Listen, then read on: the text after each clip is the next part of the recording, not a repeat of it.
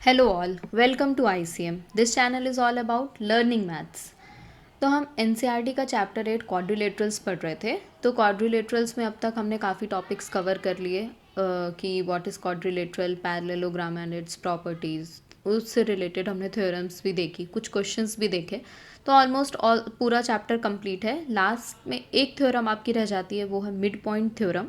तो आज हम मिड पॉइंट थ्योरम समझेंगे कि वो क्या होती है और उससे रिलेटेड कुछ क्वेश्चंस भी देखेंगे। तो देखो, थ्योरम हमारी ये है कि the line drawn through the mid point of one side of a triangle parallel to another side and bisects the third side. तो देखो, ये मेरा एक ट्राइंगल है जिसमें कि अगर आप यहाँ पे देखोगे कि जो ये मिड पॉइंट है मेरे ई और एफ, ये ई मिड पॉइंट यहाँ पे देखो दिख रहा होगा, यहाँ पे मैं मार्क कर रही हूँ, और ये एक एफ मिड पॉइंट, ठीक है। ये दोनों अगर हम ज्वाइन कर देते हैं तो ये क्या हमें प्रूफ करना है, तो वो चीज़ हम लिख लेंगे यहाँ पर कि to prove E F parallel to B C. और मुझे ये भी बताना है कि जो मेरी ई एफ है वो 1/2 ऑफ बी सी, ठीक है। तो bisects the third side, this is what we have to prove.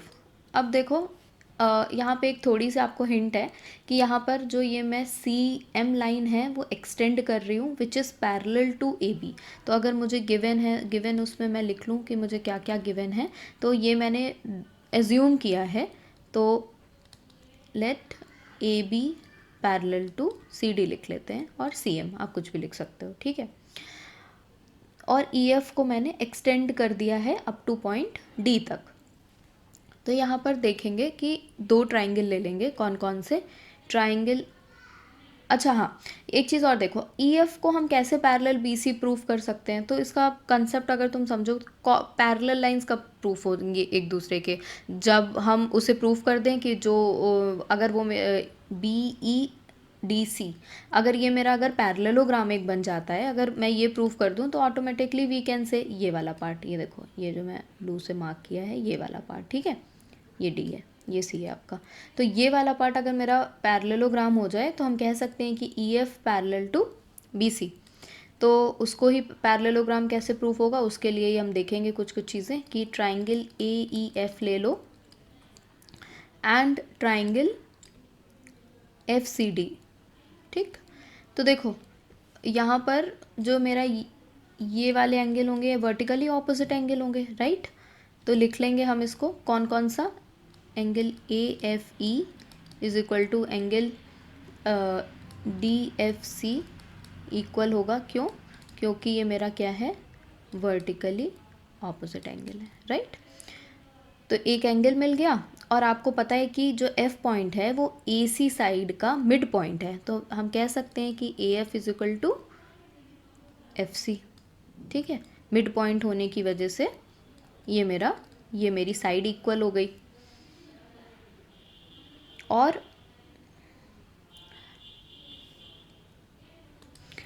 हम देखेंगे तो ए एफ मेरी सी डी के पैरेलल लाइन है, और जो ई डी है वो ट्रांसवर्सल लाइन है, ठीक है।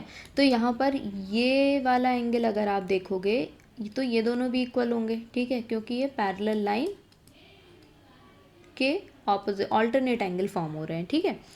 तो यहाँ पर हम लिख लेंगे angle A E F is equal to angle F D C. क्यों इक्वल हुए ये मेरे, बिकॉज ऑफ ऑल्टरनेट एंगल, ठीक है।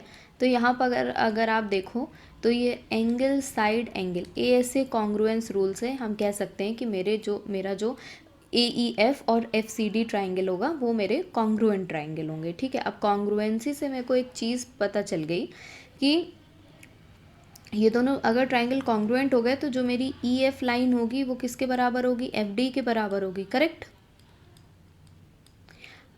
तो अगर एक पैरेललोग्राम में हम देखें तो ये बना लेती हूँ यहाँ पे मैं अलग से पैरेललोग्राम, जिसका नाम मैं दे देती हूँ बी सी ई और डी, ठीक। तो ई एफ ई डी के बराबर है, और यहाँ पर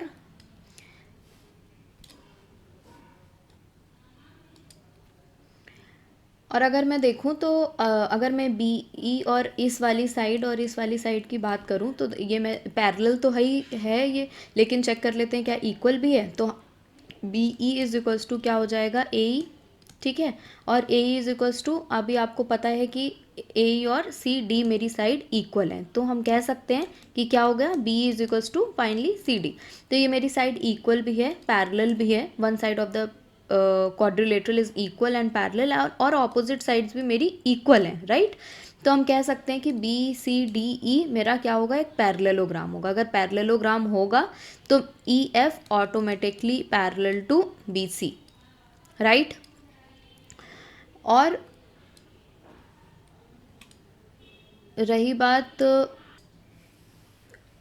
थर्ड साइड की कि E F is equals to 1/2 of B C, तो उसको हम देखेंगे। देखो, अगर मेरे किसी क्वाड्रिलेटरल की एक साइड पैरेलल और इक्वल प्रूफ हो गई है तो हम उस फिगर को पैरेललोग्राम कह सकते हैं, ठीक है। ये पैरेललोग्राम की एक प्रॉपर्टी होती है। तो अब अगर इस वाले पार्ट को प्रूफ करना है अगर मुझे, तो यहाँ पर देखो मैं थोड़ा सा स्पेस बना देती हूँ, वरना समझ नहीं आएगा कि कहाँ पर क्या हो गया। तो थर्ड पार्ट के लिए हम यहाँ पे लिख देते हैं, सबको ये पता है, इसमें तो कोई डाउट नहीं होगा ना, E D is equals to B C, ठीक है। ई डी को हम दो पार्ट में लिख सकते हैं, क्या, E F plus F D is equals to B of C. तो यहाँ से आप देखो, यहाँ से क्या हो गया, ई एफ एफ डी के बराबर है, तो 2 टाइम्स ऑफ ई एफ लिख सकते हो, ठीक है, is equals to B C. Finally E F is equals to 1/2 of B C. तो मिड पॉइंट थ्योरम का यही मेन मोटिव है, ये बताना कि अगर मैंने जो भी लाइन ड्रॉ करी है और वो ट्राइंगल के मिड पॉइंट को ज्वाइन कर रही है, तो वो थर्ड साइड के हाफ होगी। तो बेसिकली मिड पॉइंट थ्योरम का यही मतलब हुआ, ठीक है। और ऑपोजिट वो जो थर्ड साइड है, suppose E F parallel to B C भी होगा, ठीक है। तो इससे दो कंक्लूजन निकल आए मेरे, जो कि मैंने प्रूफ में यहाँ पे जो प्रूफ में लिखा है कि एक E F parallel to B C और एक E F is equals to 1/2 of B C. आप कहीं भी ऐसी सिचुएशन बन रही होगी तो वहाँ पे आप डायरेक्टली मिड पॉइंट थ्योरम लगाओगे, जस्ट बाय सेइंग कि because of the mid point theorem ये चीज़ मेरी वैलिड होती है, क्योंकि उसका प्रूफ आपको क्लियर है। और नहीं भी है तो आप ऐसे बता सकते हो, ठीक है। तो अब ठीक है, नेक्स्ट क्वेश्चन देखेंगे मिड पॉइंट थ्योरम से रिलेटेड कि ए बी सी डी मेरा एक क्वाड्रिलेटरल है, okay. P Q R S mid point है रिस्पेक्टिव साइड्स के, ए सी डायगोनल है, शो दैट, क्या शो करना है, पहला पॉइंट अगर ले लें कि S R parallel to A C, तो एस आर कहाँ है, ये पैरेलल टू ए सी, ये हमें शो करना है, ठीक है। तो अगर मैं ट्राइंगल लूँ, कौन सा, ए सी डी, ठीक।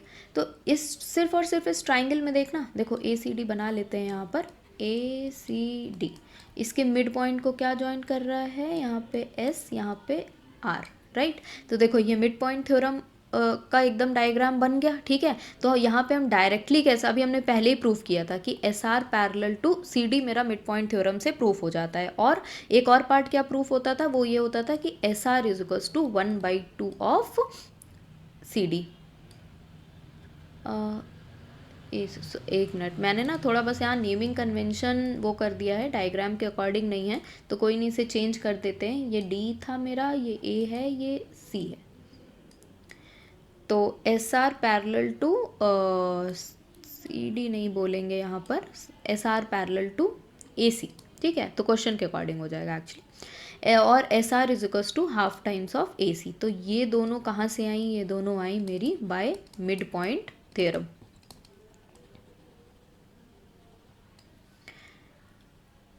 ठीक है, नेक्स्ट हमें क्या देखना है कि P Q is equals to S R. तो पी क्यू एस आर के इक्वल है, ठीक है। तो एक बार हमने ये ट्राइंगल लिया, अब मेरा क्या है उल्टा, देखो एक ट्राइंगल और बन रहा है यहाँ पे, इन दोनों फिगर को कंबाइन करके ही मेरी ये जो क्वेश्चन की फिगर है ये आई है, ठीक है। तो ये ए सी और ये क्या है, पी है। इन साइड्स के लिए मिड पॉइंट क्या है, पी और क्यू। तो देखो ट्राइंगल इन्वर्टेड हो या सीधा हो, हम मिड पॉइंट थ्योरम तो दोनों में लगा सकते हैं ना। तो यहाँ पे क्या हो जाएगा कि P Q parallel to A C, और we can say that P Q is equals to 1/2 of A C. तो ये भी चीज़ मेरी कहाँ से आई, मिड पॉइंट थ्योरम से। ठीक है, तो आप let's say this is equation 1, this is equation 2, तो we can say that by concluding equation 1 and 2 S R is equals to P Q which is equals to 1/2 of A C, right. तो finally क्या हो गया मेरा, S R is equals to P Q, जो मुझे proof करना था वो पता चल गया। ठीक है, third point is P Q R S, मुझे क्या प्रूफ करना है, पैरेललोग्राम प्रूफ करना है। देखो ये तो बहुत सिंपल सा पॉइंट है, आपने अभी S R is equals to P Q equal proof कर दिया है। और अगर देखा जाए तो मेरा S R parallel to P Q भी है। वो कैसे, कि देखो यहाँ पे एस आर वाली साइड, क्वेश्चन में डायग्राम में देखो आप सारे, ये जो एस आर वाली मेरी साइड थी ये मैंने ए सी के पैरेलल प्रूफ कर दी, ये वाली डायगोनल के। और सिमिलरली पी क्यू वाली जो मेरी साइड होगी ये भी पैरेलल टू ए सी हो जाएगी। तो इन दोनों इक्वेशन से हम क्या कह सकते हैं कि जो if one side of a quadrilateral is equal and parallel, तो हम उस क्वाड्रिलेटरल को पैरेललोग्राम कह सकते हैं। ठीक है, तो hence PQRS is parallelogram। Next question देखेंगे, तो पहले इसका डायग्राम ड्रॉ कर लेंगे। क्या कह रहा है कि ABC मेरा एक राइट एंगल ट्राइंगल है, तो लेट्स ड्रॉ ट्राइंगल ABC। तो क्वेश्चन मेरा कह रहा है कि C पे राइट एंगल है, AB पे एक मिड पॉइंट M है हाइपोटेन्यूज पर, और उससे अगर मैं एक लाइन ड्रॉ कर रही हूँ और वो सी पे इंटरसेक्ट हो रही है, तो यहाँ का मिड पॉइंट है आपका डी। तो हमें प्रूफ क्या, और ये जो मेरी डी एम लाइन है, D M is parallel to B C, ऐसा क्वेश्चन पे मेरा गिवन है। तो फर्स्ट पॉइंट हमें क्या प्रूफ करना है कि डी जो है वो मेरा मिड पॉइंट है किसका, बी सी का, सॉरी ए सी का। तो इट मीन्स मिड पॉइंट है, तो हम यहाँ पे लिख सकते हैं what we have to proof कि A D is equals to D C, right. तो इसके लिए अगर हम ले लें अपने दो ट्राइंगल को कॉन्ग्रुएंट प्रूफ कर दें, तो आराम से हम बता सकते हैं कि ये वाली साइड मेरी इसके बराबर है। तो हम यहाँ पर देखेंगे कि ए डी एम, देखो ये वाला जो क्वेश्चन है ना, अगर आप इसे अच्छे से समझोगे तो जो हमने मिड पॉइंट थ्योरम प्रूफ करी थी ये उसका ही इन्वर्स क्वेश्चन है। ठीक है, कि आपको इस बार ये नहीं बताया कि डी मेरा मिड पॉइंट है, और आपको बस ये प्रूफ करने को दे दिया कि ये वही चीज़ आपको प्रूफ करने के लिए दे दी। तो ठीक है, हम वही अपना जो कंस्ट्रक्शन हमने पिछले उसमें करा था मिड पॉइंट थ्योरम, वही करेंगे कि यहाँ से एक लाइन ड्रॉ करेंगे जो कि मेरी पैरेलल होगी, let's say this point is ई। तो ट्राइंगल बी एम ई, तो इस कंस्ट्रक्शन का हम लिख लेंगे। तो ये कंस्ट्रक्शन मेरा कैसे हमने करा है कि जो बी ई लाइन है वो पैरेलल है किसके, ए सी के, और जो D M is equals to, sorry not D M, A M is equal to, क्योंकि ए मेरा क्या, ए क्या, एम क्या है, मिड पॉइंट है ना, ये तो मुझे गिवन ही है, A M is equals to B M. ठीक है, तो ये वाला मेरा क्या हो जाएगा, वर्टिकली ऑपोजिट एंगल हो जाएगा, ये साइड मेरी इक्वल है, राइट। और ए सी मेरी बी के पैरेलल है, तो ये वाला जो भी मेरा एंगल होगा वो इसके बराबर हो जाएगा, करेक्ट। तो यहाँ पे हम चलो लिख लेते हैं अभी, angle A D M is equal to angle M E B, ये मेरा एक एंगल हो गया। Angle A M D is equal to angle E M B, और मेरी एक साइड हो गई A M is equals to B M. तो कह सकते हैं कि कॉन्ग्रुएंस रूल की वजह से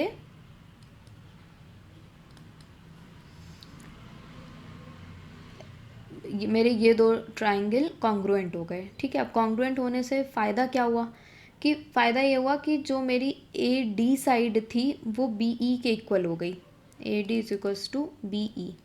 ठीक, ये वाली साइड इसके बराबर हो गई। और आपको पता है कि ये जो मेरा figure C B M E जो हुआ है, ये मेरा क्या है, एक पैरेललोग्राम है, जहाँ पर मेरी जो सी डी होगी वो किसके बराबर होगी, बी ई के बराबर होगी अगेन। तो इन दोनों इक्वेशन से हम कह सकते हैं कि A D is equals to C D. अभी A D is equals to C D, it means D is the bisect mid point of line A C.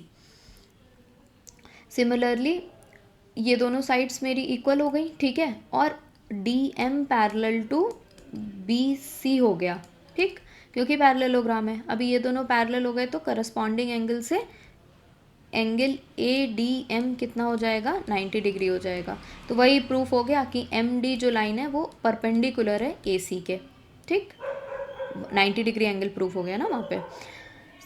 Third case में आएंगे तो देखेंगे कि C M is equals to M is equals to 1। तो अब कह सकते हैं कि जब भाई ये मिड पॉइंट, पहले भी मेरा एम मिड पॉइंट था ए बी का, अब डी मिड पॉइंट है ए सी का, तो मिड पॉइंट थ्योरम से लास्ट पॉइंट हम बता सकते हैं कि C M is equals to M A is equals to 1/2 of A B की थर्ड साइड के हाफ होगी। तो आप, आई होप आपको मिड पॉइंट थ्योरम मतलब ऐसे क्लियर होगा। बहुत सारे क्वेश्चंस एनसीईआरटी के एक्सरसाइजेज में गिवन है, आप वहाँ पे प्रैक्टिस करो, कंसेप्ट्स और क्लियर होंगे। जितने क्वेश्चन प्रैक्टिस करोगे ना मैथ्स में, उतने कंसेप्ट क्लियर होंगे। और सबसे अच्छी बात है कि एक थ्योरम सीख ली ना तो बस आपको उसे अप्लाई करना है और फिगर में देखना है बस कि चीज़ें मेरी कहाँ से बनी। कभी आपको उससे उसका कन्वर्स पूछ लेगा, कभी सिंपल स्ट्रेट फॉरवर्ड भी क्वेश्चन हो सकते हैं। कन्वर्स जितना सोच करके सॉल्व करोगे, दिमाग उतनी अच्छे से मतलब क्वेश्चंस में कैसे अप्लाई करना है एग्ज़ाम टाइम में, उतना अच्छा आप वहाँ पे सोच पाओगे। तो ठीक है, keep practicing all these questions. किसी भी एनसीईआरटी के और किसी क्वेश्चन में डाउट आता है या किसी और क्वेश्चन में, या एनसीईआरटी के बाहर भी किसी क्वेश्चन में डाउट आता है, प्लीज़ कमेंट सेक्शन में पूछो, वहाँ पर मैं सोल्यूशन आपको देने की कोशिश करूँगी। So till now keep practicing, bye, thank you.